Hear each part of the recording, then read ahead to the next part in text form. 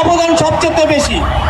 এই বাংলাদেশি শ্রমিকরা এই রাষ্ট্র গঠন করে, শ্রমিকরা এই বাংলাদেশি শ্রমিকরা মাথার গাম পায়ে ফেলায়া দুমুঠো ডাল ভাত খেতে চায়। এই ডাল ভাত তো এই শ্রমিকের কপালে জুটে না। যারা চাঁদাবাজি করে, যারা দখলবাজি করে, তারাই ফুরফুরানি থাকে।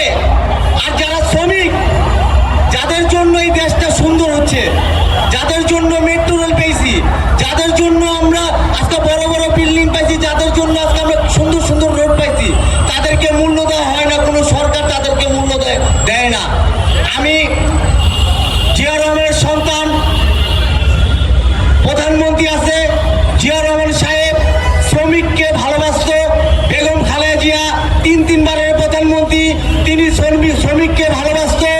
আমি একটা কথাই বলতে চাইছি, এই যে শ্রমিক জানি এত কষ্ট করে 8 ঘন্টায় এরকমও শ্রমিক আছে আপনার 250 টাকা বেতন পায় প্রত্যেক দিন। তার বেতন 7,000 টাকা হয়।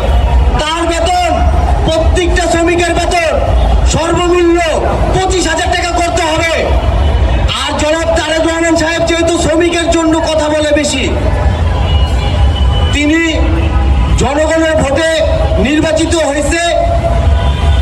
আমি চাই তারেক রহমান সাহেব সংসদে জানি শ্রমিকের বিষয়, এই যে বেতন বাড়ানোর জন্য শ্রমিকের বিষয় জানি তারেক রহমান সাহেব এটা জানি সংসদে পাশ করে 25,000 টাকা বেতন হইতে হবে। শ্রমিকের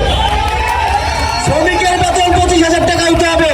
আর আমার আরেকটা কথা, আপনার যে প্রবাসী রেমিডি জুতারা আছে, যারা জুলাই আন্দোলনে এই রেমিডি জুতারা তুমুল ভূমিকা পালন করছে, আজকে এই রেমিডি জুতারা বহুত বিপদে আছে, দালালের ভেন্দে আছে।